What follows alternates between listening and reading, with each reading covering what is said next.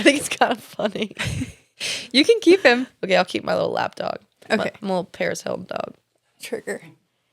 It's funny. He's got like the attitude of like a big dog, but he also a house cat at the same time. I know. But he's only like 3 pounds. So It's a teacup. yeah, he's tiny. Well, we got him. So I got him from, I did CrossFit for, I like got really into it for like a really long time. And then like 6 months before I got pregnant, I kind of stopped the CrossFit thing. I think my body was just destroyed between like the 200 plus events that I was doing and the CrossFit. It was just a lot. And, my CrossFit coach had the best like little Yorkie. Like he was the best dog ever. And, I was like, oh, who'd you get your dog from? Like we when we got a house, we'd want to get like a puppy, and the breeder was going to our CrossFit, so we got him from her. And the mom was like 5 pounds, and the dad was like 3, and he's just tiny. But everybody knows him as like the tactical dog because I take him to all the events, and I put his little like tactical vest on him, and I put like this little mini like. We went to SHOT Show one year, and Glock was passing out. Was it Glock? I think Glock. They were passing out these little flash drives that look like guns. So I like decked out his like whole vest and yeah, it was cute. But That's amazing. Well, welcome. Thanks for having me. I know. I'm so excited that you said yes and that you got to come on. I know I keep saying that and I keep saying thank you the last like hour that you've been here, but I'm so excited to get to know your story and hit some of the topics of like what's going on in your life. Yeah, and this was the easiest yes. I love your vision and what you want to do here, and I'm just thankful to be a part of it. Thank you. Okay, well, pronounce your full name, and because I know I say your last name wrong. Everyone does. It's okay. So Riley Tejcek. Tejcek? Yes. And where does that originate from? It's Czechoslovakian. Okay. Which is fun. I wish I could claim anything about there, but I know nothing other than my great grandfather came, and they came through Ellis Island and stuff. Oh, that's so fun. Yeah. Okay, so what are you're here in Utah doing your training or you're competing. You're competing. I am competing with Team USA Bobsled here in Park City this week, which is super awesome. I'm part of the North American Cup. That is so fun. So explain to me what it looks like when you come for a match. Would you say match or what would you? We'd say races. Races. Okay. Yeah. So bobsled's insane. It's really fast paced. It's go, go, go, but it's also a lot of work with a little bit of actual play time. So really what it looks like is we'll travel all over the world. So I've been to Europe and people go to Asia and then all throughout North America. There's only so many tracks. This isn't like football or my sport, softball, where, you could just pick and choose anywhere to play. So in North America itself, there's only 3 tracks. In the United States, there's only 2. Here in Park City, Utah, where the Salt Lake Games were in 2002 and are going to be coming back in 2034, which is awesome, and in Lake Placid, New York. So we come here pretty frequently. This is actually a track that we will use for Olympic team trials, which is super exciting, but it's also a part of the circuit every single year. We either come here once or twice. I was here in December. I'm here in January. We're here about 10 days. And so what that looks like is we get in, we ship our sleds from wherever the previous location was. So they were shipped from Canada. They come here, we set up our equipment. We have 3 days of official training. So you'll get 2 to 3 runs a day. So in perspective, that's like less than 3 minutes of doing my sport, but that'll take like a 4-hour production to get that less than 3 minutes down an ice track. And then we'll have 4 total races. So we'll have back-to-back races for monobob, which is the solo person. So I'm a pilot, so I drive it. And the men 2-man. So we'll have 2 days of that. We'll have 1 last training day, and then we'll do our other discipline. So 2-woman and then 4-man, which is what everyone thinks of when they're like cool runnings and kiss a lucky egg and all that kind of stuff. So, and then we pick back up, put everything ourselves, oftentimes either drive our own trucks and our own equipment, depending on where we are, and we go to the next location and we do it all over again. So we are our own athletes, therapists, sled mechanic, truck drivers, logistics. We just do it all. So it's fun, and we're excited to be in Utah, and at least in the US for now. That is so fun. Okay, so what is a race? How many races do you do? Sorry, just to clarify. For each stop, it's either 2 total or 4 total. So we'll do 4 total here. Oh my gosh. That's fun. Yeah. So how did you even get into bobsled? That's a great question. How does one even like think to even yeah. become a bobsledder? And I love it because every single bobsledder will give you like a totally different answer, which is what makes it so fun because there's not very many of us. The background behind it is majority of us were Division I college athletes in some capacity. Majority is coming from track and field, makes sense. And then weird people like me come from softball, baseball, lacrosse, football, whatever. But really, you don't really start the sport in America till you're after 18. Oftentimes because of the G-forces that you experience, the brain, head, neck trauma, development, all that kind of thing. No one wants you have a young son.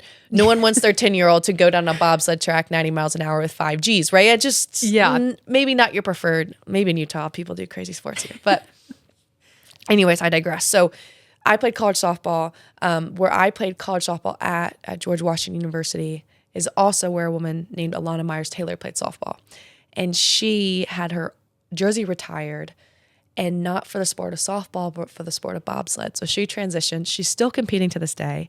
She's been to 5 Olympic Games, and I believe is the most decorated Black winter athlete ever. So growing up in the GW softball community, she came to speak once she won silver in Pyeongchang in 2018.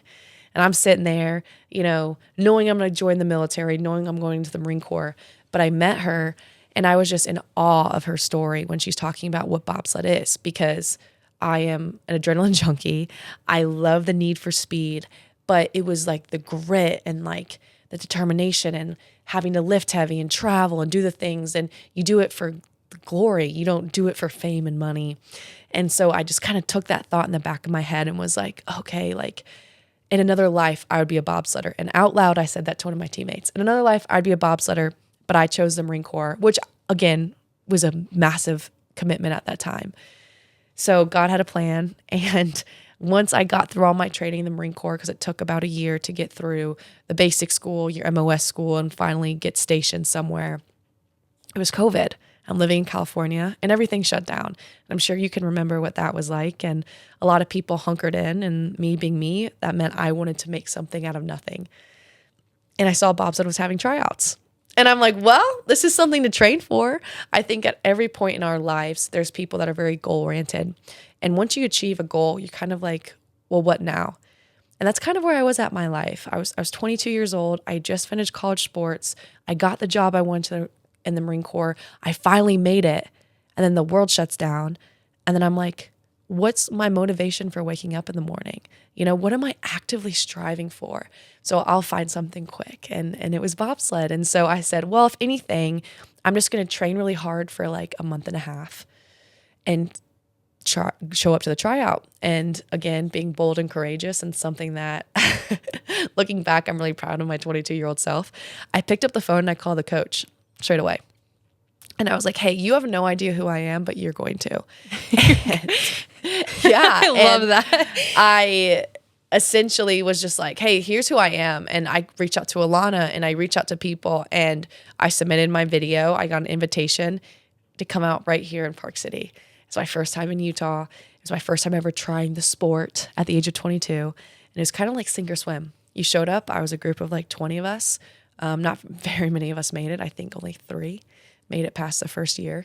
It's, by the way, 90 miles an hour down an ice track, and you often fall, major serious injuries. Yeah, dude, it's not a joke. It's a serious sport. Yeah. NFL players have cried and was like, I'm not going down again. Like, that was too much for me. So that's how I got here. So now I'm looking back, that was 2022. Yeah. It was 2022. So just over 4 years ago in November, I came here for the first time, tried something I've never done. And since then, in the full 4 years that I've been doing the sport, I made my way onto the national team. I've competed in the past 2 world championships, and I've done things I literally never thought would have been possible. Dude, that is so crazy. Yeah. So hold on. So your first time getting in a bobsled was the tryouts? Yes. Yes. And you made it. Yes, somehow. It was crazy. You want to talk about a nervous feeling. Like, I felt like I had to go to the bathroom like every 5 seconds, right? I'm like, oh my gosh, like you see the track, and it's just this massive hill. and you're like, I'm about to go down that, like how fast, like what's happening? And it's just you in there, right? You're the monobob is how they teach you. And it literally just felt like sink or swim. And it is like, anyone want to go first? And I'm like, me. Yeah, I want to go first. Yeah, that's, Oh my the gosh. Marine in me, I guess, maybe don't volunteer, but I did volunteer. And I remember I finished the run and I was like, woo! Like I just got up and I was just like so fired up. And as you continue, obviously, when you go through crashes and that kind of stuff. But to this day, it's one of the most fun. I feel like I get to be a kid. I get to drive something like so fast, no brakes, just like, yeah. But it definitely comes with bumps and bruises and maybe some memory loss that I have at the same time. But it's been an amazing journey, and it's so special being here in Park City, being able to share my story, because this is where it all started. And when I Yeah. came here, literally as a 22-year-old, just trying to figure out my life, I never could have foresaw that I would be here at this level. It's something that you dream about, but you don't know if it's actually attainable. And I'm here doing the dang thing. And Yeah. it's awesome. Oh, you're doing the dang thing. You're doing a lot more than the dang thing for sure. We're going to get into it. Okay. So can you just go and try a bobsled or do you need to like be a professional? Like, is it one of those things like you can go ice skating or you could try to go ice skating, or is it like flying a plane? Like you can't fly a plane until you. Yeah, no. There are bobsled experiences that they have over the summer, and they do some here too, where you can go from a lower start, or if there's not ice, they'll put you in the back, but they'll never let you drive it. It is definitely a skill that takes years on years on years to really get good. They say in driving, a bobsled takes about 5 to 8 years to be good enough to like compete at the games per se. Holy. So yeah, it's not something that anyone can just do. We don't allow people, and also like, it is extremely dangerous if you don't know what you're doing and don't have the proper safety measures in place. And so one thing you were telling me earlier that I did not know at all, which I don't know why I didn't think about this, but that the track is just, it's concrete and then it's ice. Mm-hmm. And then you were saying that there was like some weird weather this last weekend. And so some of the track was like revealed to the concrete. Mm-hmm.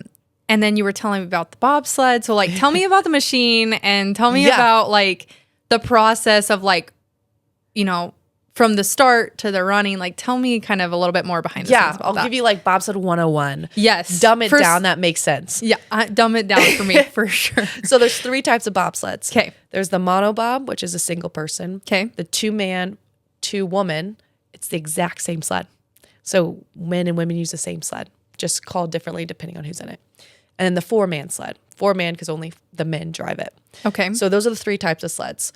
They all actually are pretty similar in how they are shaped. It's just for 1 person, it's a little bit smaller. 2, it's longer. And 4, it's extra long because you got to fit 4 big dudes in there. Mm-hmm.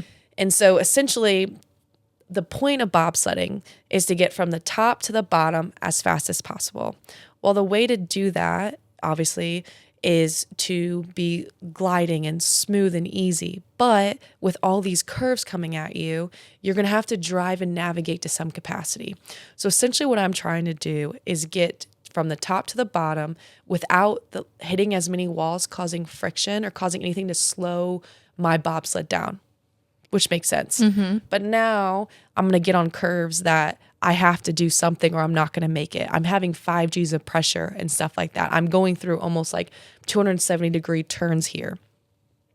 So now it's a game of how much do I drive and cut ice, creating friction to make sure I'm safe without doing too much and having too much control, which slows me down because the name of the game is speed. Mm-hmm. So it's this fun game of how much is too much and how much can I like finesse this to get down safely without crashing, but also not driving too much. And then when you think about that, every single track is different around the world. So there's no standard bobsled like there's a standard football track. So this track has 15 curves. Lake Placid has 20, and they're different in their shapes and sizes and lengths and the start ramp and all the things. So when you start on the start line, I'm just going to give the 2-woman example. I'm in the front on a bar that collapses and goes up and down, and my teammate's behind. And we have about 30 to 40 meters to sprint as fast as we can before getting in. And the whole point is anything that has more speed at the beginning is going to go faster down. So that's why we see a lot of track athletes that come into the sport. Got it. Okay. 'Cause Or they're softball, freaking because fast. you guys are sprinting. to Yeah, first we're base. sprinting, we're powerful, but I'm not an Olympic track runner like some of my teammates. But yeah, so it's like all about that start. So we're synchronized, we push it, we literally are just going as fast as we can, but try running without your arms. It's quite awkward. Yeah. And you're running on ice. So our spikes. Do you have, okay, you got it. Yeah, I do. That's a lot of people are like, how do you not fall? Our spikes are created. They're like $300. It's insane. But they have like 400 little micro like nails. Okay. That are in the plate. So we're able to like Really hit get it. the traction in there. Okay. And then we have to jump in. And then my brakeman, essentially the whole time, is bent over, basically touching her toes, just holding on for dear life, out of control at this point. It's in the pilot's hands to then drive literally 2 bungees that are attached to like a carabiner, or what's called a D-ring. That's rotating the front axle. So it's not a steering wheel. No. It's bungee cords. Yes. That you're steering with. Yes. Oh that I'm my pulling gosh. on. Yes. So this is what people don't know. You think that the tech would be like really high in this stuff. It's like, no, this sport was It's created literally years just ago. like a soda pulling. can and bungees. Yeah. Soda can. That's not. Yeah, no, I got you. But it's what people don't imagine. And so Yeah. essentially what I'm doing is I'm sitting in there and I'm pulling. And so it could be as small as just closing my fingertips as much as to like a Robin Hood. Like I'm trying to save this thing of a steer. And so as a pilot, I'm supposed to memorize every single track around the world. And I'm supposed to memorize or like mind run good entrance, bad entrance. How do I get myself out of a bad situation? How do I go fast? All this stuff. Then to add a layer of, well, I'll finish the run first. So we're going to go down.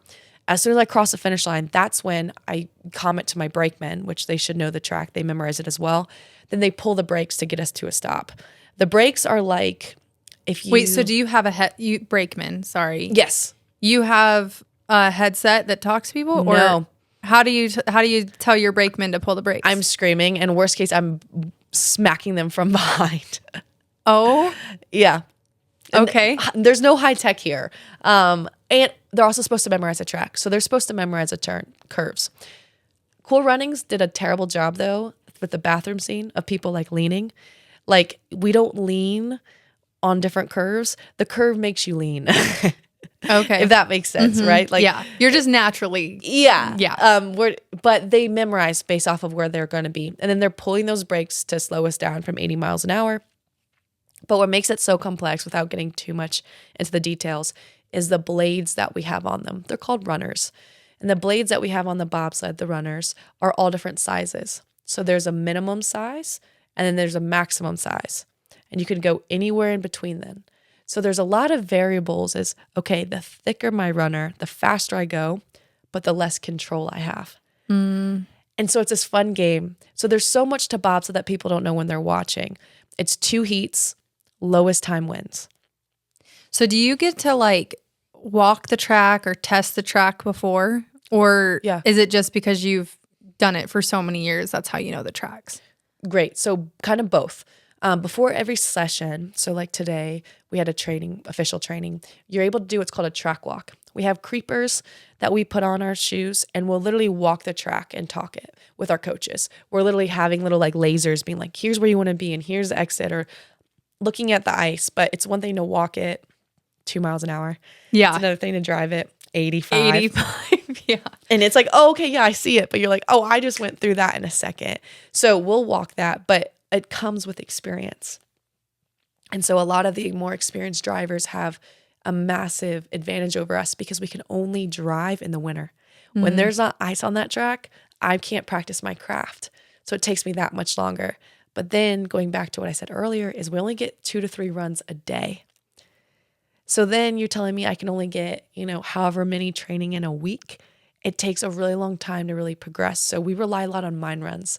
So it was funny today. One of the brakemen was like, it looks like you're doing Kung Chi or like Tai Chi or whatever, because I'm closing my eyes and I'm visually like driving like this.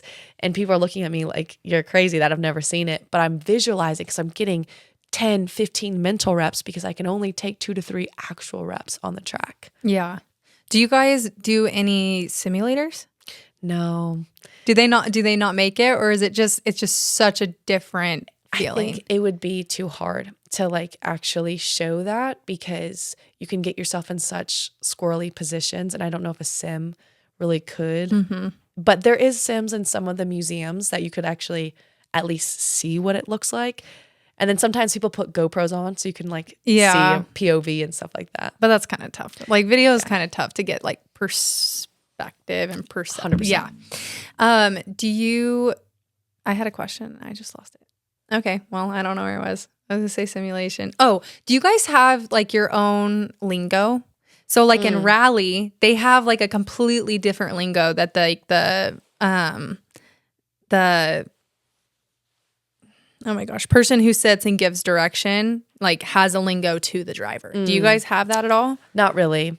Like I think there are some things when I'm thinking of lingo, it does sometimes feel like a foreign language to someone when I'm like, oh yeah, it's just this. It's like the military. I use an acronym and people are like, I don't know what that means. Oh my gosh. I picked up so many acronyms for the military people, and I come home or I'll like talk to family or like other business people in events, and they're like, what are you saying? I'm like, oh yes, I will take that out. Yeah, my parents, they're like that too. So there's definitely some things when it's like, hey, grab the scabbard, grab this, grab that. But it's just kind of the terminology that we use for it. But everything's a lot more simple than you think. Yeah. This is not a high-tech sport by any means. It's getting faster and technology is getting better. But it's not anything crazy. It's not Formula One. Even though I think it's just as cool as Formula One. Do you think it needs a tech, or do you think it's good without it? I think it needs a Netflix. I don't really think it needs tech because I think where it's at is awesome. I think it needs viewership. Everyone thinks bobsled's really cool. How many times have people said they've ever seen it? See, that's really interesting. I had a conversation with my dad in the podcast that I had with him talking about like shooting and how they created like the PSCA and they created like the Masters Cup to create these heroes because the sports are really interesting, but you need to create heroes or you need to create like stories so people can see these sports because you work just as hard or harder than some of the other sports that are out there. Oh yeah. Yeah. It's crazy. Let's see if they come out with like a Netflix thing. They're coming out with like all kinds of things nowadays. And people love them. Yeah. Like the Formula One went off, the gymnastics did a thing, cheer did a thing. And I just think bobsled's like, it is a really cool sport, and it's an extreme sport, and it's one that like the crashes are just like the audience loves to see it. But if you know a little bit more about it, and when we have races here, you know, we so badly want to push it out to the public because then afterwards people are like, well, I didn't know you had a race, like I would have came, and we're like, well, it happens every year, I don't know. Yeah. So you need more of the marketing behind that then. I think so. Yeah. Are you able to view it as a because that's like one thing with like trophy truck or sometimes even with shooting, it's hard to view that sport, right? Like trophy truck, they go off in the desert and it's hard to have like a one spot where an audience sits and sees it. Do you guys kind of have like that set up, or we do? Is it hard? You said it's in the mountains, so it starts at the top. So are you able to see the whole track, or how does that work? You're able to see everything actually. And the tracks in Europe will get thousands of fans. Really? Thousands. Yes, we will have people like I had people in Germany with my autograph asking me to sign it. They're like, we're your biggest fans. You know, Team T-Jack. And I'm like, oh, what? I'm like, what? Like, I have fans. I'm like, me? So it's definitely there. And they have it. It's on everything streams on YouTube. And it's like high quality. BMW used to be a massive sponsor. And they have like camera crew at every single curve. But then anyone could be at any curve. And then for viewing, they have what's called like glue vine, and it's like this like hot wine that people love, and food trucks and people and bands and DJs in Europe. Just not so much here. So we're trying to grow it here. We're trying to really gain that momentum. It's just hard because the Olympics are only every 4 years, and people just assume that the sport is just only in the Olympics, not every single year. Yeah. So what is your favorite track that you've been to? Oh, that is such a tough question. I think my favorite one is St. Moritz, Switzerland. Okay. And I will tell you why. This track is actually in Guinness World Records as the largest ice sculpture because every single year the town in St. Moritz comes together and hand builds this track. It's the only track that is hand built Every year. every year. So they don't come do it at all. No. They have one curve in there that has concrete, but every other piece of the track is literally done. So it changes a little bit every year, but the community has so much pride in it and it feels different. It's literally you're sledding through the mountains. It is insane. That is so cool. Yeah, and you're in Switzerland, and St. Moritz has this like bougie lake, and the bobsledders have no business being there. It's all these people in like fur and all this stuff.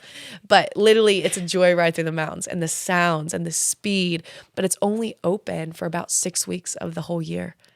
But it's incredible to see like the community come behind it. They take such pride in it. It's awesome. Do they do like a big kickoff celebration to build it? Or how long does it take them to build it? I think it takes like a month at least of all this like snow and stuff, but they show it to you.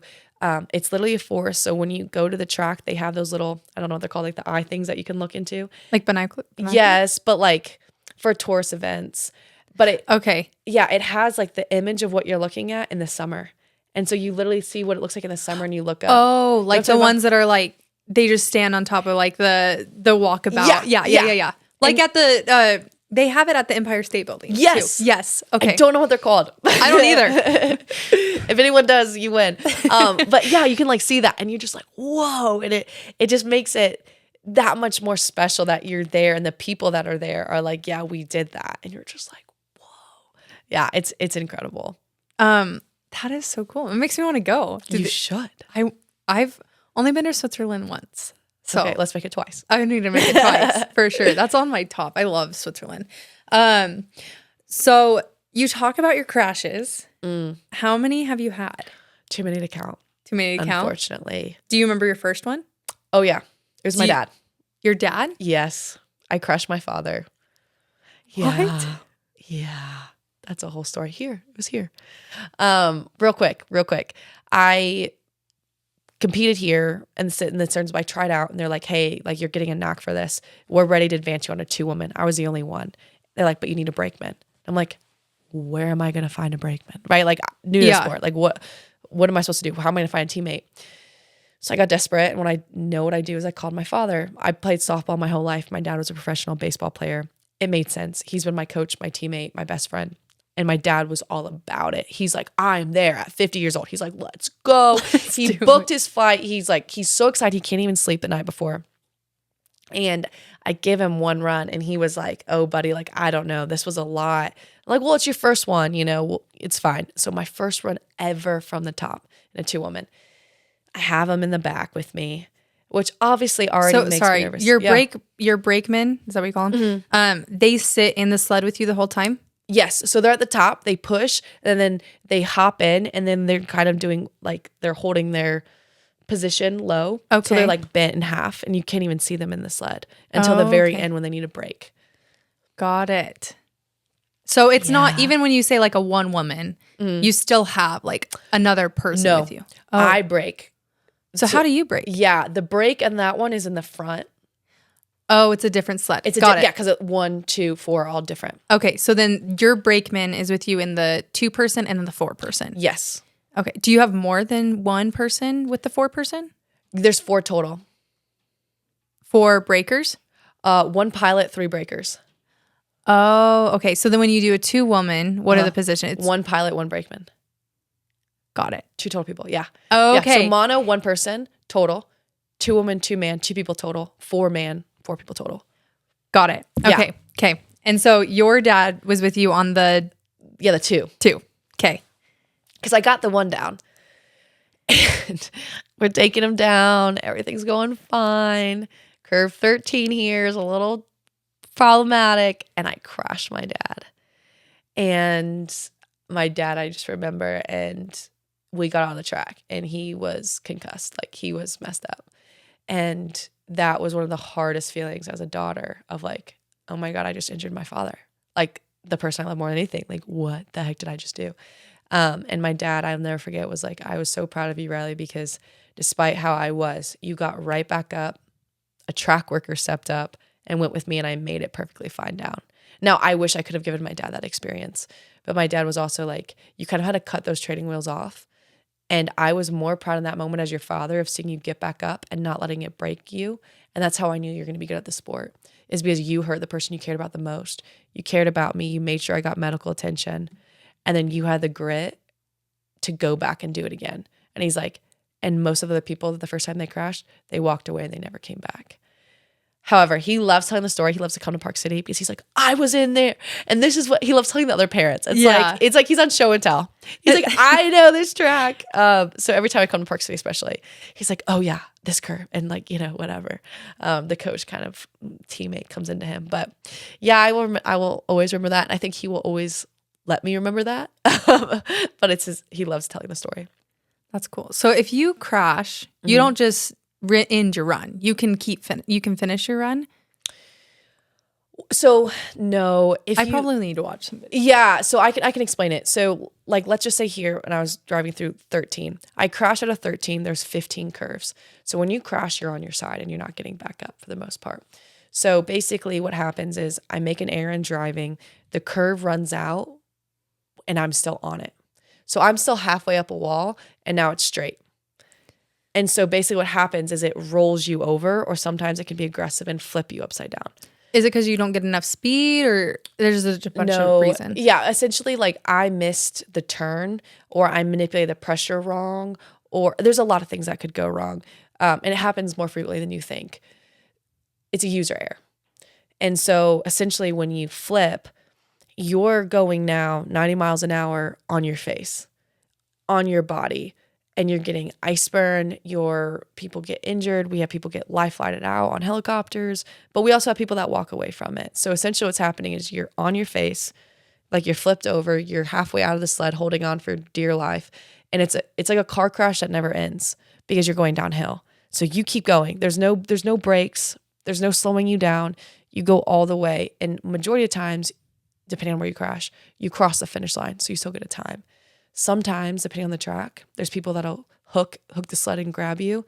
But if not, you go backwards and you go forwards and you go backwards until gravity slows that sled down. And it's a traumatic experience, to say the least. Like it is violent. It's aggressive. I can show you pictures of like the helmets just destroyed. People sometimes have had skin grafts because it's 3rd-degree burns from your shoulder being on the ice for so long. And so that's why I say like the sport is not for the weak. But if people knew the level of danger and what we put ourselves through, a lot more people would be more appreciative and more excited to watch because they know that like it's literally high risk, high reward.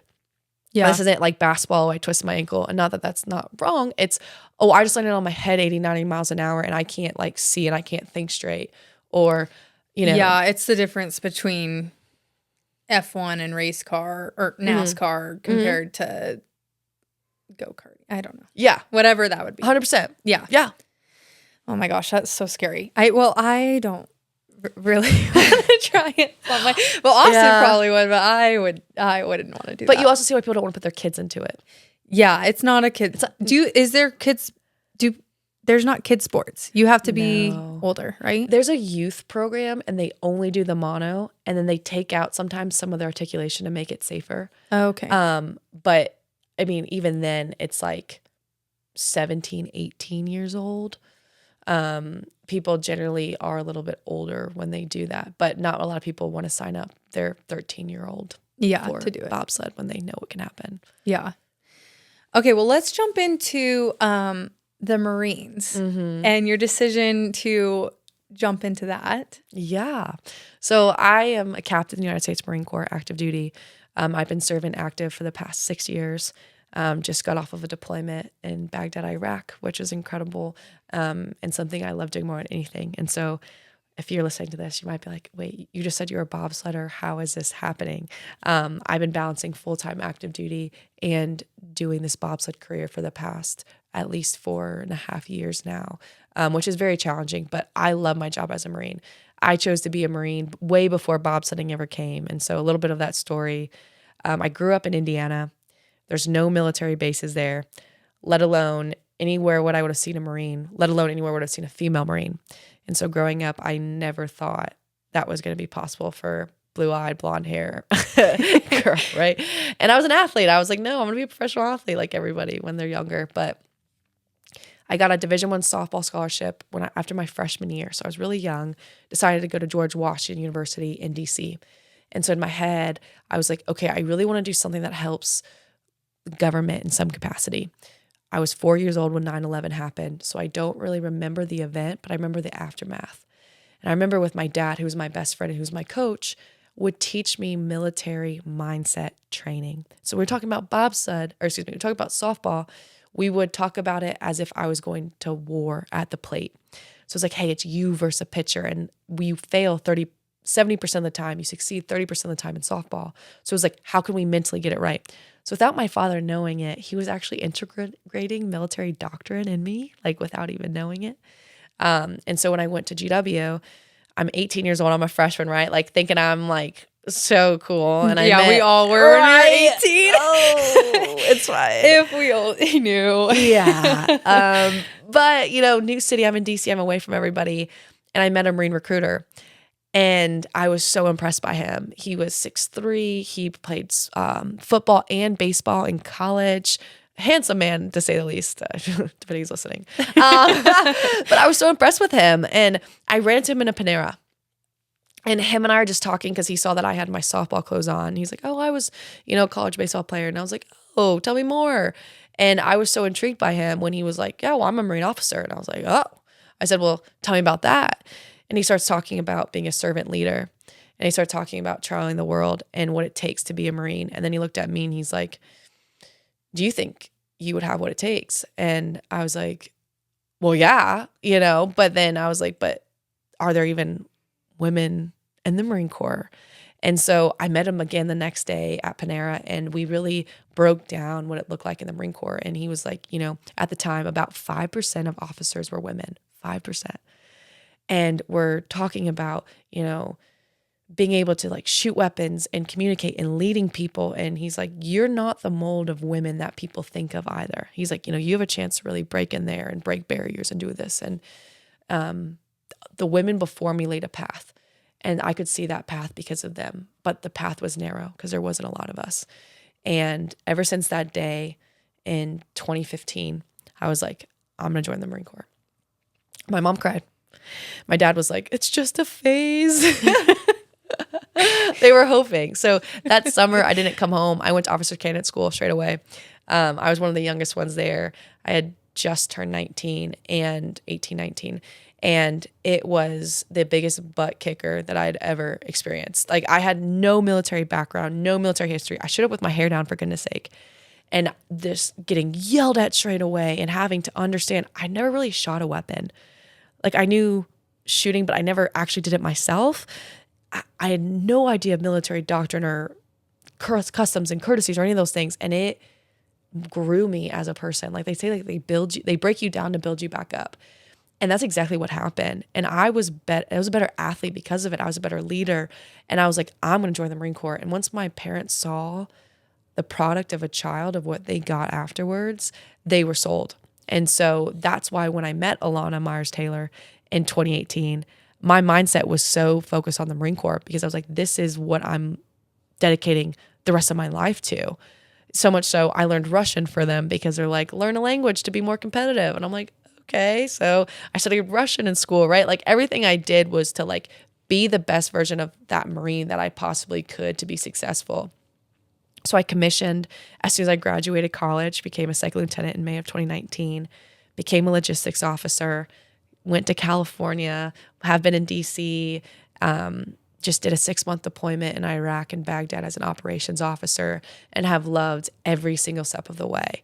It has been the best experience, and I can't wait to continue to go forward. And now a personal goal I have is at least sharing that story to let people know, because there's that young version that was of me and Riley in high school or even before that never thought the Marine Corps was an option because I never saw it. And I just really want women to say, like, hey, if some of these things appeal to you, like, this is a place for you, and look what it did for me. Like, we can do that for you and build you into that person that you've always wanted to be. Wow.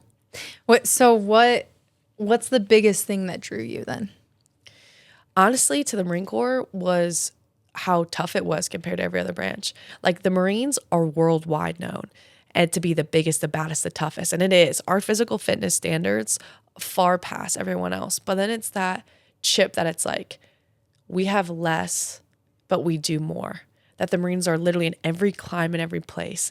Our dress blues are sharp. And when people walk down, right, if you're like a 7 as a man, you're like a 10.5 in a Marine uniform, like automatically, almost no matter what. Yeah, I've seen you in the uniform. You look pretty damn hot. I'm like, oh, where can I get me one of them? Right? The uniform changes the game. So it was that. It was the fact that so few people want to do that because it was the hardest. And for me, I'm like, that's what I'm drawn to.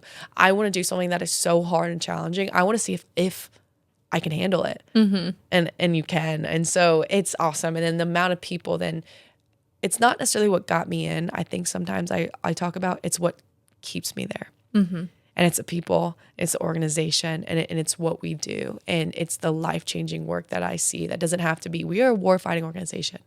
But there's so much more to that goes into truly human development. I've met Marines that have never had a female leader, but didn't really have parents or, weren't going to make it in life. We're going to be into poverty, or the Marine Corps gave them shelter, a paycheck, a car, all these things. And then you get to see the person that they get to turn into. And then once they get out, they go back into society better. Like that's what we do for people. And that's oftentimes what people don't see. And that's the most rewarding part of my job, for sure. Yeah.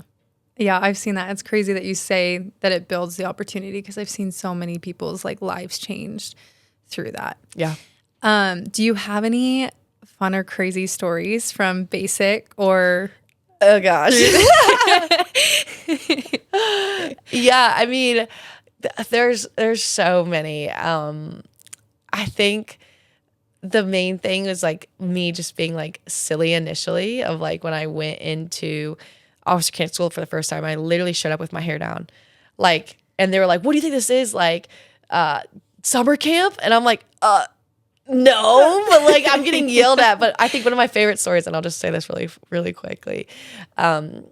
Everything you do in the military is about bearing and, being stoic a lot of times in the face when things happen. And I'm terrible at it. I'm a very expressive person. Like my parents say, like, you can tell on my face, like if I'm happy, mad, sad, all of the things. It makes it great for relationships, not so much always as an athlete and let alone a Marine, especially a Marine officer.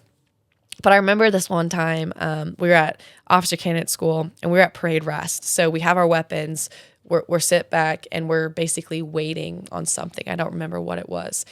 And there's this butterfly flying around just, swiftly through the wind. And you notice it, but you're not really paying attention until it lands on the muzzle of the weapon of the Marine next to me. And I look at it, just in the corner of my eye, but I'm like, whatever, I'm not paying any attention. But like, oh, butterfly landed. Like, is that good luck? Like, I don't know. All of a sudden, 3 or 4 staff instructors just swarm this candidate and start screaming at them saying, "You can't have pets at OCS." And I was like, what? So I'm staying there and I'm like, and then all of a sudden, can you imagine like 4 screaming heads turn from yelling at this person just yelling at me like, "Oh yeah, it's funny." Like, "Oh, you blah, blah." And then they're like, "Essay, essay, essay." We call it a knife hand. They're like, "Essay, essay, essay." So me and this other candidate had to write a 250 exact word essay on why you can't have pets at OCS for them, and me on what it means to break military bearing. And I'm like, that is just like ridiculous, but it's one of my favorite stories. It's like, you can't have pets because a butterfly landed on the muzzle, right? But it was like the ability for them to even like think about that. Like, I was like, that is so witty. Like, that's hilarious. Like, people still laugh at it because at first you're like, wait, what did they say? But like being there, it was generally hilarious. But at the time, I'm like, oh, now I got to write an essay. But honestly, it's kind of worth the laugh. So there's a couple memories like that. Like, we're so sleep deprived and all these things that I remember that specific one. And that is one of my favorite stories to share for sure. That's actually hilarious. That is so funny. Okay. Now something that I didn't even know, your pageants. Yeah. Because not only are you in bobsled, and then we have over here, we have military, but then you became Miss Military. Mm-hmm. How does one even get into pageants? Yeah. I did musical theater growing up, so like I have a little bit of girly in me, but like pageants is a whole nother level. Oh, it is. It's Yeah, it's something. And so just like anything in my life, it's like, well, how did this happen? And I'm like, well, the Lord opened an opportunity and I took it. But they often are things that I feel extremely unqualified for. And I'm like, let's try this. So I've taken a little side gig of like fun like game shows and like pageant, but it was a singular pageant. So essentially what happened was I'm on social media and I really only created my social media to tell my story of bobsled. So my first post was literally a week before I was coming out to Utah. And it's because I'm like, well, if this actually happens, I want to be able to showcase it. Yeah. Which is crazy because like, here we are. So anyways, I'm on social media and I'm pretty big on just explaining to people military and bobsled and all this stuff. It's allowed me to grow a lot of following. And I was reached out to saying, hey, we have this pageant. It's Miss Military. We think that you would be really great.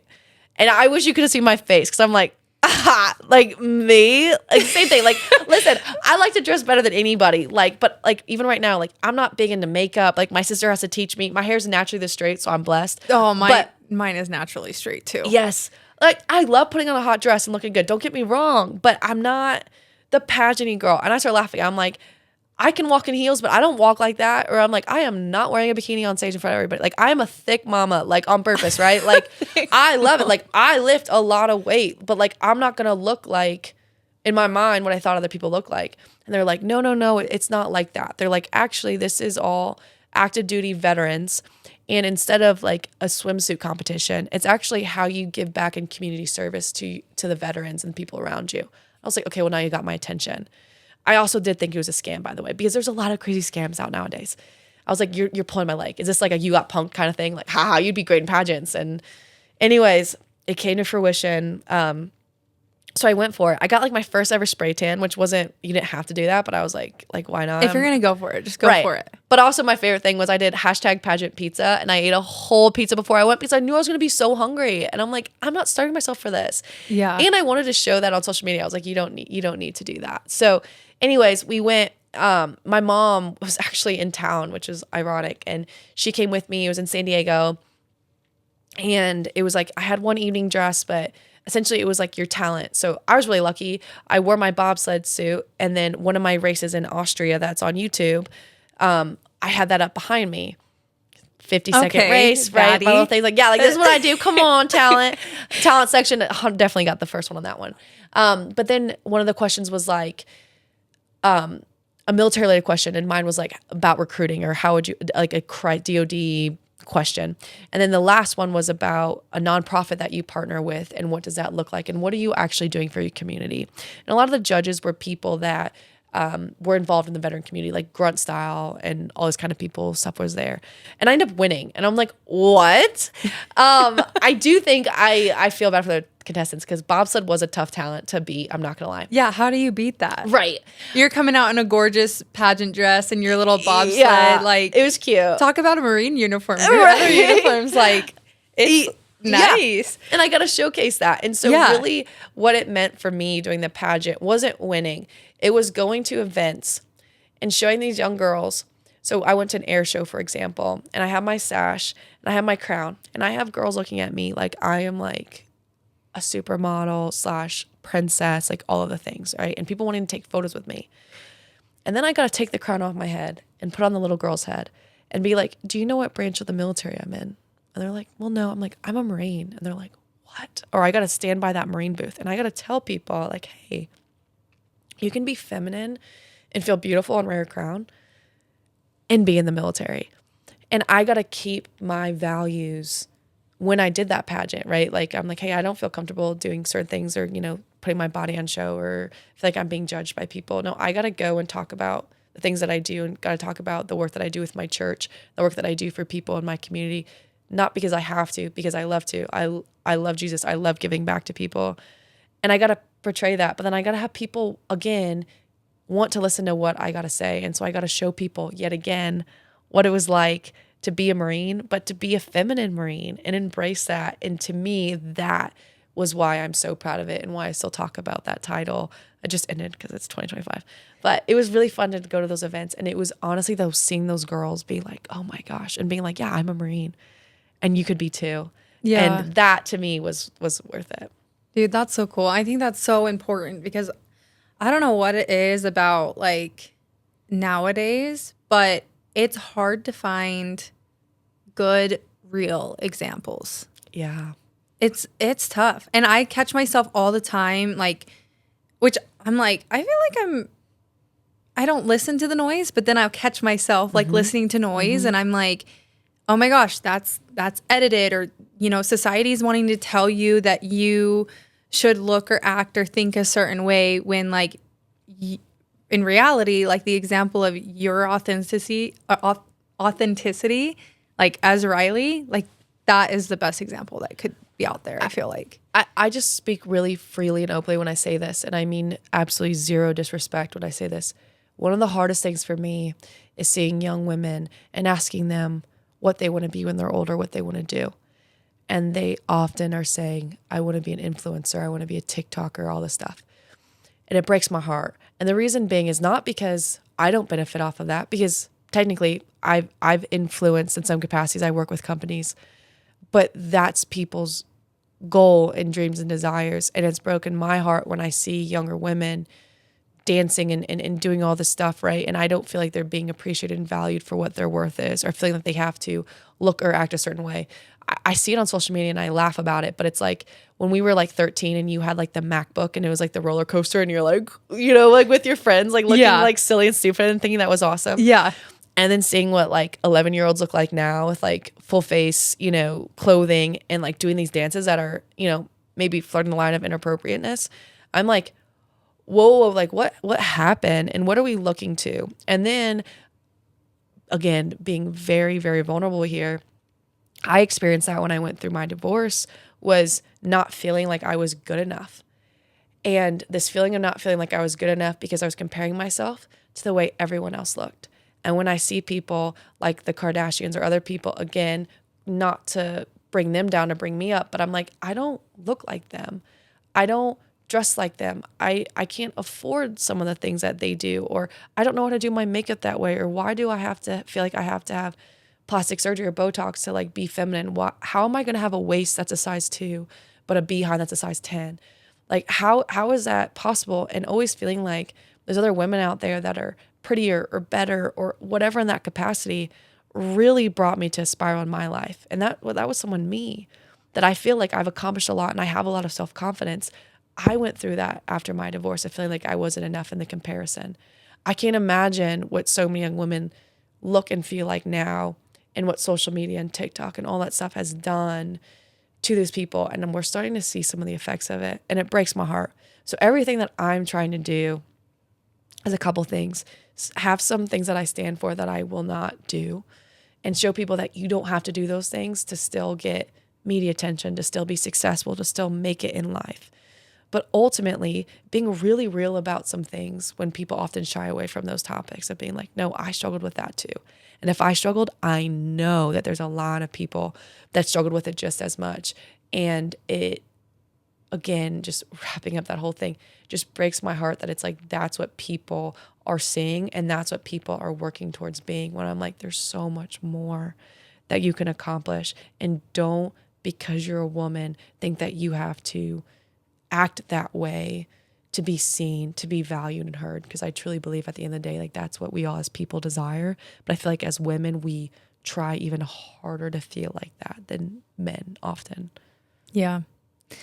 Dude, that hits home. I think, I don't know. I feel like especially after, I'll just be real, like after having a baby, I feel like I didn't have a problem like before. Like I did. I would get stuck and then I'd be like, all right, who cares? Like I'm just going to go do my own thing. But then I feel like I had the baby and it just like, it put my body through the ringer. And then everyone's telling you how to be a better mom, how to be better this, how to do this. And it's freaking hard to pull yourself out of that and to be like, Kate, stop. Like just focus with you for a second.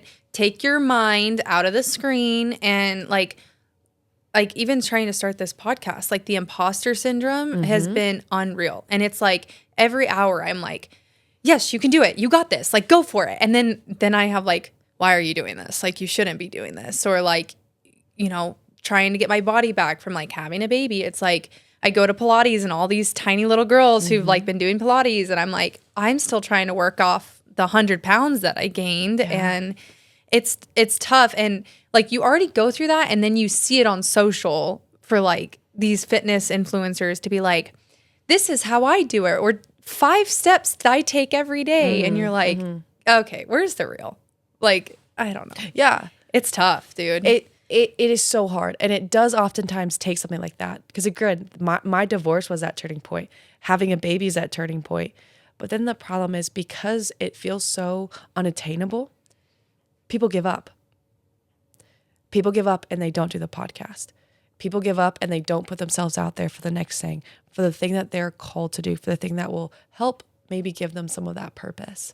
And the biggest thing that I have to tell myself is comparison is the thief of joy, because it is. The second you feel joyful about something and you look at what someone else has over you, it's gone. Your appreciation for what you have is gone. And that now is instantly that you can see that. I think of the people in Christmas. And I think of when I was little and I was opening up Christmas because we just had it, and you get that package. You're like, I got the Barbie dream house, right? And I'm like, oh, and I'm like, yeah. And I'm setting up and I get to call my friends and invite them over, right? But now if I got the Barbie dream house, I'm opening it up and I see that, Sally down the street got the mansion, the car, the Barbie, airplane, the whole thing. And then all of a sudden I feel unworthy because, like, my parents don't love me enough to buy me that or something. You know what I mean? Like we go through that. Or you, like we were talking earlier, you're like, hey, I gained this much weight after the baby and I've already lost this much. And I'm like, heck yeah. Like, let's celebrate that. But then there's that but other people burn it off faster and I'm still not there. I'm like, no. Like, cut that second part out of the statement. But how do you not do that when that's what's being seen? Yeah. And so if we're subject to that as adults, I don't even want to imagine what people are going through or what your son's going to go through as it's going to continue to get to that. And it's up to us to have those real conversations. And even if I say one person listens, that's one life that could be saved or transformed in some capacity, and it's worth it because it's a domino effect. But it is brutal in all capacity, imposter syndrome and everything that you do, not feeling worthy, not feeling you're enough. And that self-doubt or doubt from others that creeps in is absolutely exhausting. So here's a question. In the journey of your divorce and learning how you succeed or what your weaknesses are, when you start to feel like that and you get the imposter syndrome, like, what are the steps that you take to pull yourself out of it? Yeah. The first thing I always say is I need to be able to feel where I'm at. So sometimes people try to focus on the steps and they try to ignore the feeling. It's not going to happen. So after I went for the divorce, I allow myself to like feel that for a little bit, not a long time, for a little bit, because I need those feelings to get out. Because if I just try to like put them down, which I have in the past, that's going to creep back up at another time, and then it's going to spiral. So first, when I was going through the divorce, or I was going through not feeling good enough, or even now, right, I'm working for the Olympics. What happens if I don't make it? All these things. I allow myself to feel that, and I like speak it out loud. I speak it in prayer. So for me, like, I pray on it, and I'm like, Lord, I am struggling right now. Like, I am struggling, feel like I'm not worthy, and then I'm not enough. But then I read a scripture or listen to worship music, but I say, but you created me perfectly. You did not create me like Raeyne. You did not create me like my teammate, like this person, like this. You created me for me, and you tell me that I'm perfectly made and created. And you also told me that there's no, like, that you have a plan for me and that I need to trust in your plan. And if you put something on my heart, it's on me to go ahead and look into it. And so for bobsled, for example, I'm not the fastest. There's honesty, there's 6 pilots for Team USA as women. 3 are making the Olympic Games. People are like, oh, it's 50% chance. But it's like, no, that girl, Lana, that I was inspired by, she's still competing. She's still one of the best in the world. The other girl, Kaylee Humphreys, I could go down the line. Some of the best athletes in the world. So there's 6 of us, and I'm fighting for 3 spots. And all these podcasts, all these things I'm doing, all this stuff is talking about how, my goal is to be the first female Marine in the Olympics. So what happens if I don't make it? And so that's when I stop and I'm like, Lord, I'm struggling with these things. I often have to journal it Sometimes I go on a walk. Like I need to like just not be distracted, and I need to sit with my thoughts and speak them out loud. And then I tell myself, step 2 is reaffirmation. If not me, then who? If not me, then who? Someone else is going to do it? Am I going to sit around and let someone else do it? If this is something that's on my heart and I feel like I'm called to do this and I have this much passion about it, why would I just let someone else do it and sit back and hope that that happens? Because I feel like I have something that needs to be shared, or a passion or value or whatever. So I'm going to go for it. And then 3, I surround myself with my tribe. My tribe is that close group of people that isn't always family, right? Isn't always blood, but they're family and friends to me that are my absolute ride or die cheerleaders, Team Riley, that will be honest with me, that will love me, and that when I need to cry will be there, but will build me back up. Because there's times when I had no belief in myself, but they believed in me. And there's time when they didn't know if they believed in me, but I believed in me, and we got us there together. And so wrapping that up, the 3 things that I would say in stepwise: 1, allow yourself to feel, voice it, communicate it out loud. Number 2, reaffirm yourself in some capacity. Find where you wrote that goal down. Hold yourself accountable. Say like, if not me, then who? Tell yourself, if I don't do this, if I don't see this through, what does that mean for my character? Who cares if I don't make money off of this? Who cares if the world says it's unsuccessful? Like, I set myself out to do something and I'm going to finish it.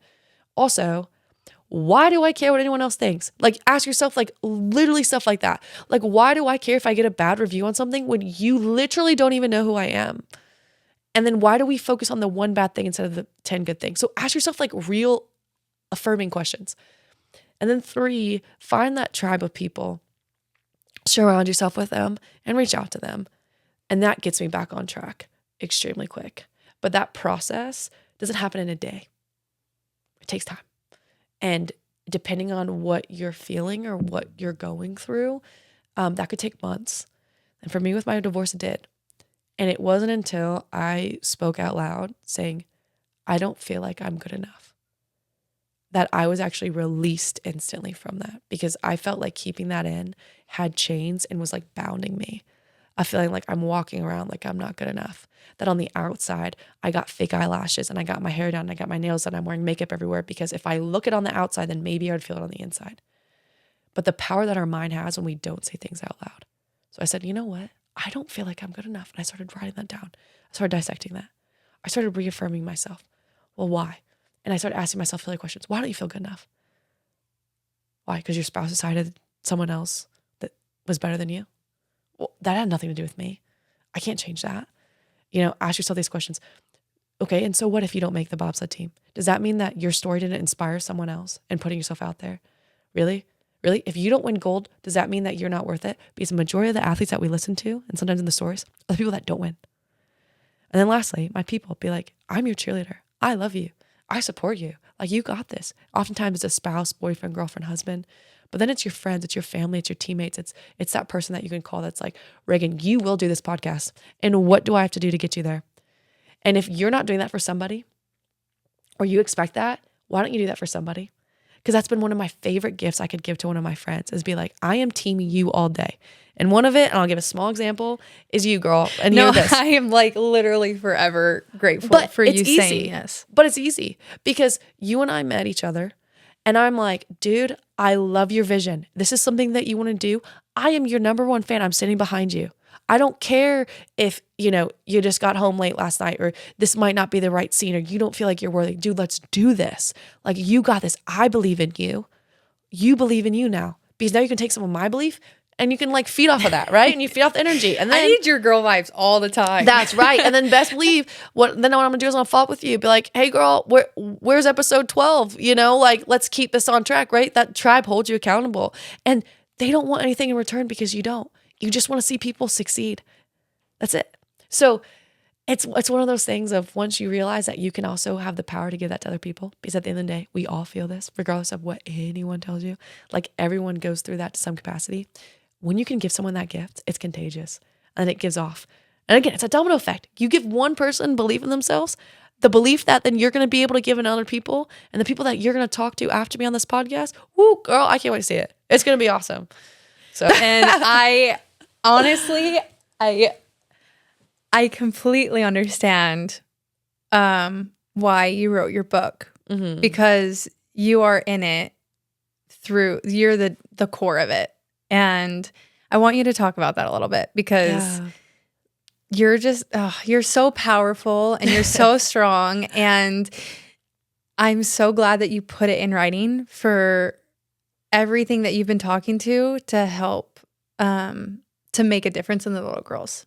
Yeah. So tell me about it. Yeah. So I was doing a news story, and I'm talking about some of the same things I'm talking to you about in like a 2-minute version. They're like, everyone loves asking, well, what's next, right? Instead of focusing on all the good things you do, like what's next? You're like, right? what else can I do? Right. I was just in the military. I just tried doing bobsled. Like, what else is there? But there's always something next up my sleeve, because I plan and I have things. There's certain people with certain mindsets, and it's. My dad talked about the same thing. He was a pro athlete, and he talked about the same thing. But you get to a point where you're like, once you hit a goal, you can't just stop at that goal. Right. The goal is just a beginning. It's just a first step, and then you just kind of keep going, and you have to keep making goals. Yeah. Like, I started my event planning company, and I was like, well, what else am I going to do? Okay, let's start this. Let's do this. Let's go over here. Like, goals are not meant to just be completed. They're meant to just be the first step to something else. They're a stepping stone. Yeah. 100%. And so that's what it was for me. And so I said, by the age of 30, because I had to give myself a deadline with goals, I was like, I'm going to write a book. Plot twist, I'm 27. But when I thought writing a book, for very long. Not very long. You just told me it's your birthday, and I'm gonna. I wish I knew. I would have gotten cake and balloons.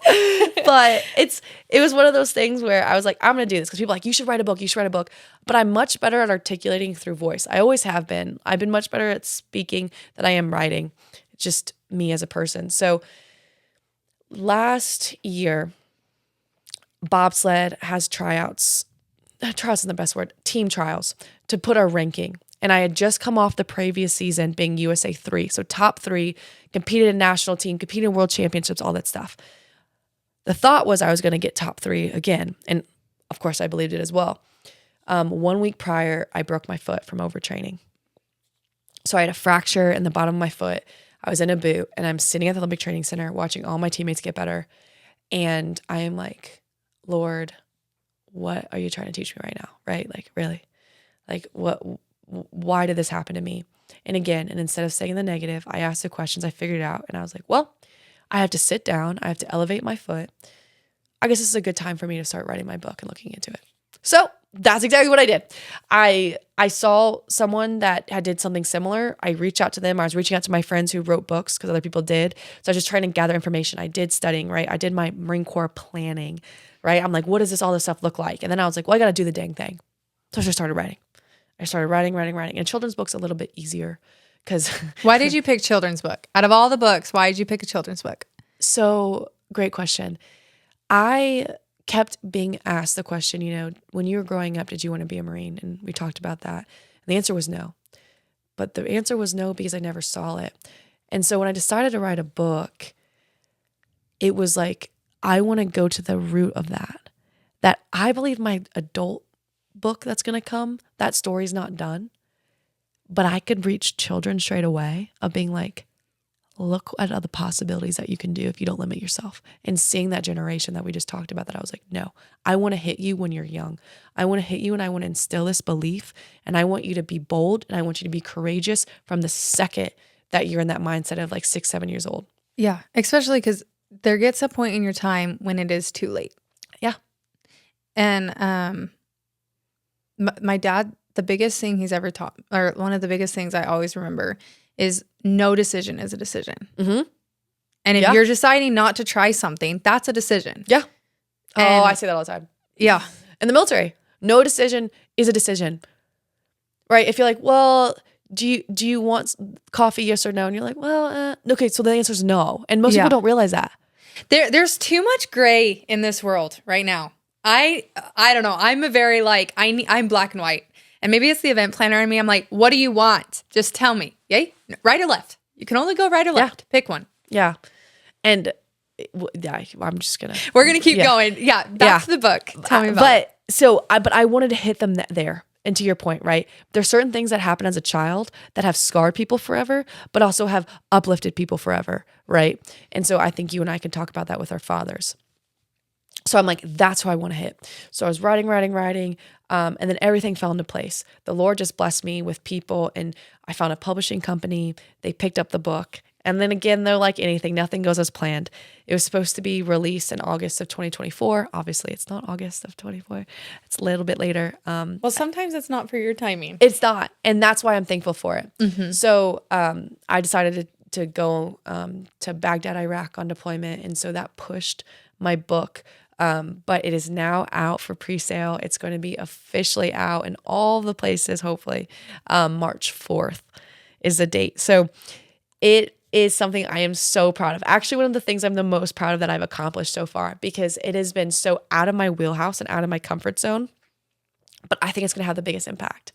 It's not going to make a whole lot of money. That's not what it's about, but it's about getting this in the hands of women, being able to read it to them, or being able for someone to see it and being like, wait a minute, this story is telling me that if someone asks me what I want to be when I grow up, and I interview all these people that I care about in my life, I'm giving a lot of it away, but it's fine. I could be literally anything that I want. Like if I could dream it, then I could be it. And then now you're going to see it, because you're going to have it in your hands, and you're going to have a real life story of, hey, this me, Riley, who is no different than anyone else. There's nothing, people are like, well, what's your secret? What's this? I'm like, I'm a regular person. I'm an average athlete. I'm an average height. But I am bold and I'm courageous. And it's my favorite verse, Joshua 1:9. And I talked about that in the book.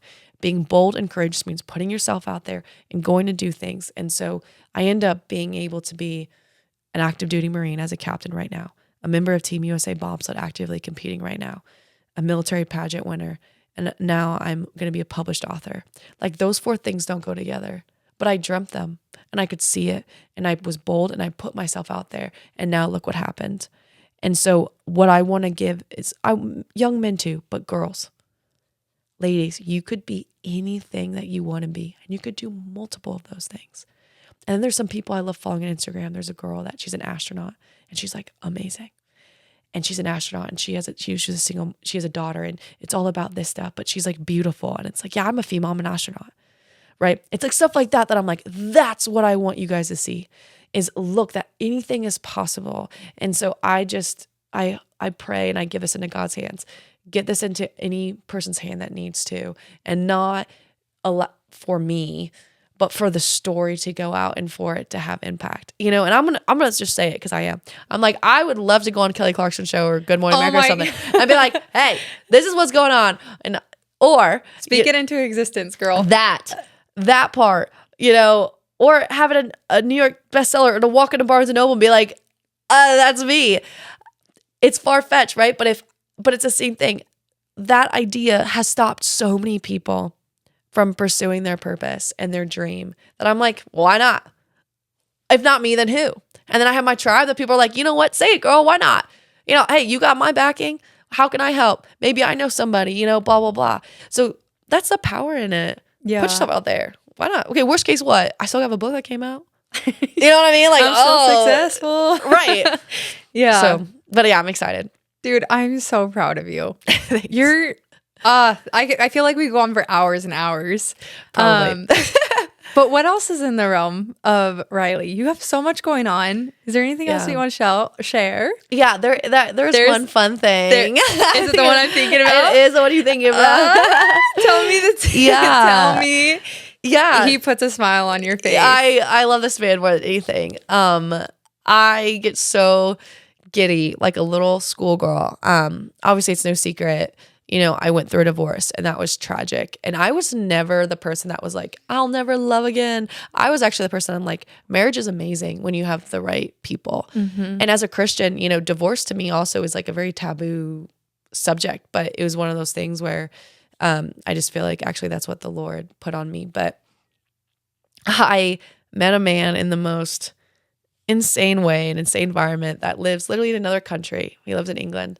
And there's every reason of why probably we shouldn't be together, because of like distance and other factors and all this kind of stuff, right? But I've never been so more madly in love with someone in my life. And it was one of those things where I wasn't out looking for it. It was something that organically came to me, but I feel like it came to me in a proper timing because I was working on bettering myself. And I was in a position where I was approachable to that. And I also knew my value and my worth. Going back in the dating scene in your 20s is like one of like the most awkward things ever. I'm like, dating apps, like what? Like I was with my ex-husband since college. I was like, I've never been on a dating app. And I'm like, I don't want to do that. There's nothing wrong with that. But I'm like, so how do I meet people? I'm like, oh my gosh, I up and move every 3 months. Like I do all these things, right? And here's what I want in a partner. And so when I met Danny, I was blown away by him instantly. I was just like, you have everything I'm looking for in a man, and then things I didn't think existed. And he's a Royal Marine that has done over 5 combat deployments, but not even that. It's like who he is as a person, as a man. He's like the life of the party, but one of the most calm and enduring men that I've ever met. And he is a father and has an incredible daughter that he has raised, and that has been like the pride of his existence. And just everything that he encompasses is just something that I'm so drawn to. And so him and I are definitely talking marriage and family and kids and all the things. So one of the things I'm actually looking forward the most in the next couple years is being a mom. And I know that we've talked about that a little bit, that it's something that's like, I know it's going to be a handful. And it's probably extremely rewarding, but also like day to day, you're like, I'm tired and this is a lot. And why are you like this? But it has given me a whole different outlook on life, that once I met him and I've been accepting to him into my life, he's done nothing but elevate me as a person and change my goals. And that's actually something real fast I'm going to get into. I have been so keen on being, I want to be the first female in the Olympics. I want to do this with bobsled. I want to do this with my job. I want to deploy here. And I've hit all these wickets that I'm so proud of. Then you meet somebody and it's that right person and they change your whole entire perspective. And I'm like, I am stubborn and I am an alpha woman and I am all these things. And you make me feel like I can be like a female. And I'm like, whoa, like I don't have to call the shots all the time. I don't do this, but he's changed my mindset of, I went from, kids, yeah, it'll happen eventually, to no, like I want to be a mother and I want to raise our children together and we can do this. And it went from, even in my previous marriage, me feeling like I was doing a lot of things on Riley's path, to there is no me without we. And so the reason why I did want to bring this up to any women that are listening to this, relationships are hard. But what's harder is knowing that you are with somebody that doesn't meet all your goals and needs and is not elevating you as a person. And for me, I've seen it in too many of my friends and my family members and even in myself, when as women, we want so badly to be married or so badly to be in a relationship, or we so badly want to be seen, that we allow things to creep into a relationship that has no business being there. We allow people to let us feel less than. We allow people to say things maybe just mentally or verbally, maybe physically. We allow our standard to decrease because, well, at least they love me and this is what I'm supposed to do, right? And so it's taken me a second chance, both him and I, a second chance to meet each other to really find this. And so the main message I want to give out to people is generally ask yourself when you find your partner, is there something that you would change about them? If the answer is yes, that's not your person. Oof, I said it, and that's a lot. Well, the thought that you have to think about that in the first place, that should be a big red flag. And when I was going through that dating scene after my divorce, learning how to date, I would continue going on dates with guys when I knew there was a red flag that I didn't like, when I knew that there was a non-negotiable, or maybe they made a comment about something that I'm like, And as women, we make excuses for them, and women do it more than men. And I'm sitting here listening to my girls, and they're like, "Yeah, he's great, blah, blah, blah. But but like it's fine, like we can fix it, we can, blah blah." I'm like, that's absolutely not okay. And the amount of hard conversations that I've had with other women, of sitting them down and be like, "Girl, this is possible." But like, Riley, but that's you. I'm like, no. I've kissed how many frogs to find this one man, but I can only find him because I put myself in the position where I'm like, I'd rather be single and work on myself than be with someone that is not going to elevate me and make me better as a person. That's going to make me second guess how I feel as a woman. That's going to make me wonder if I'm enough because they're on Instagram staring at other pictures of women as they're scrolling through social media. That's, yeah. But people turn the other way for it. They justify the actions. Oh, well, but he takes me to dinner. Oh, but he opens my door. And it's like, no, it's a red flag. Okay, first, the Instagram thing bothers me. If they're following somebody that has any potential, it's not like their best friend's girlfriend and it's not like a cousin. If they're following somebody that it's like there's potential there in any capacity, red flag. People don't talk about that enough, so we're just going to, 2 minutes here. And I was okay with this. And that's why, again, I was in it, and that's the only reason why I can speak to it, because I'm speaking to myself when I say this. If you're liking other women's posts that are half naked in bathing suits and all this stuff, if you look on their following, and they're following porn stars, OnlyFans girls, bikini suit, whatever, you are automatically allowing them to lust and look at other women. And that's not right. Because do you do that as a woman? Because I know that I don't. And I don't know very many women that did. I'm not saying that women don't. I'm just talking about the people that I surround myself with. And if you're allowing that to creep in, that's the behavior around you and in front of you. And there's things that, again, I missed hard in my first marriage that I wish I could have obviously gone back to and hit myself on the top of the head. Like, women, trust yourself. If you see something or another woman tells you something, they're right. If your man is looking and lusting on people nonstop, don't think it stops just there. No, it's just opening the door. So, but I think the other thing is having the open conversation with the significant other. Because if you're willing to confront it, literally super small situation, but it really kind of came out of are we going to continue in this relationship? Am I moving away from my family, away from the career that I was building to Utah? Am I moving here to be with you? Because if I am, then this stops now. Yeah. Then there's no other girls anyone that you ever followed because you thought there was potential. It's an unfollow. And he was super respectful and he understood when I had the conversation. It's one thing to look over the shoulder and hold a grudge, but it's another thing to confront and then see how they react. Yeah.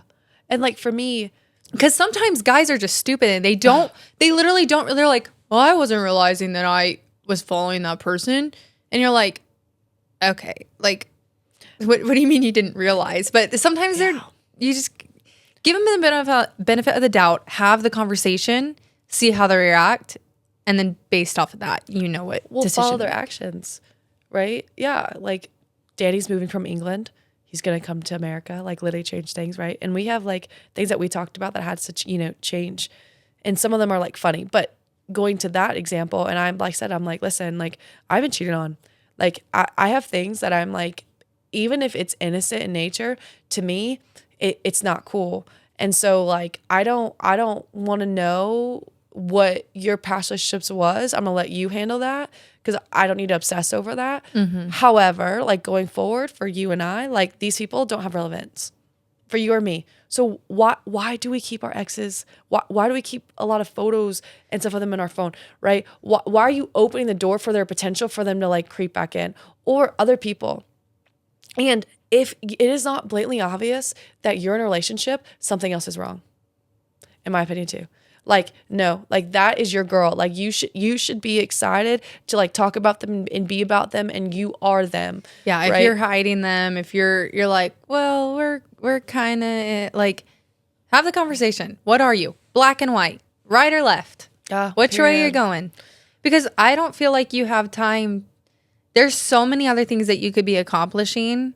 Bobsledding, podcasting, whatever it is. I feel like there's so many other things that you could be improving yourself on than wasting your time on somebody who can't make a decision if you're worth their time. And moral of the story, this doesn't just go to men. And so I think a really good wrapping this up in a bow, but it's the same thing.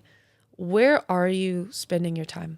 and someone asked me, Riley, you do all of these things, like, right? You do all these things. You're balancing being a mom, a job, podcast, all this stuff, right? How do you do it? How do you find the time? It's like, well, you have the same amount of time that I do. It's not about whether or not you have time. It's about your priorities. So don't ever tell someone you didn't have time. No, you weren't a priority. And that's been a real thing that I've been telling people recently. It's just, you just weren't a priority. But then what are your priorities? And is it people, not just a relationship, friends, people that are failing you, that aren't making you better? Is it a job that you are struggling with to go even to work because you have no motivation there because for whatever reason, right? You're just doing it to get by, to make money. That's not going to fulfill you. So are you scrolling and your screen time says 4 hours on Instagram and TikTok, right? Because that does happen. Where are your priorities? Where are you spending your time? And then ask yourself, well, then what are your goals? And are those linking up? Because if they are, awesome, you're on the right track, right? A priority of mine is to uplift my friends and the things that they're doing. So I will drive however far to sit here and spend however long, right? And do my thing with you, right? Bobsled is a priority. I will travel the country and travel the world. But you know what also is a priority now is my relationship and someone that's worthy of it. And so if he calls me, I step off of what I'm doing for a second. I'm going to answer that call back. Hey, babe, what's going on? Everything good? Okay, great. So ask yourself, who's ever listening, what are your priorities and are those aligning with your goals? And if they're not, you need to do some serious course correction. Literally write those down or do whatever you need to and get back on track to where your priorities and where you're spending your time should be directly mirroring what your goals are. And in that, then you will find fulfillment. I truly think that is a big secret to this. So if you're listening, you already are bettering yourself. You already are listening to ways that you can meet women that are doing great things. And hopefully you can inspire along the way or learn something. And so continue to invest in that, but invest in yourself, make yourself better. And know, like I always say, whenever I finish a podcast with anybody, if there's anything that I said today that you maybe feel like you can relate to, please reach out to me. Any questions, anything, I answer every single one of my direct messages. That's not inappropriate. I love talking about how I've struggled and being real with people. If you went through a divorce, if you're trying to find a job, career path, or enter a male dominated field, whatever it is, like I know Reagan, you're going to say the same. We're here for you. We want to uplift you. So however we can, allow us to do that. But I'll give it back over to you. But girlfriend, thank you so much for this opportunity. Dude, thank you so much for joining. It's been so fun hearing your story. And if you want to follow Riley, she is on Instagram and she is the best at messaging. You're honestly way better at it than, well, obviously, because you're just amazing. But I just want to thank you from the bottom of my heart. They can find you on Instagram. Anywhere else? No, LinkedIn. I'm adult now, so I'm LinkedIn. I know I'm the LinkedIn. It's just the checklist. Okay, well, thank you so much for traveling. And I'm so excited for your book to come out on March 4th. I'm going to go straight to the store and buy it. Or I'll go down pre-order. Yeah. Okay, appreciate it, dude. Thank you. Thanks.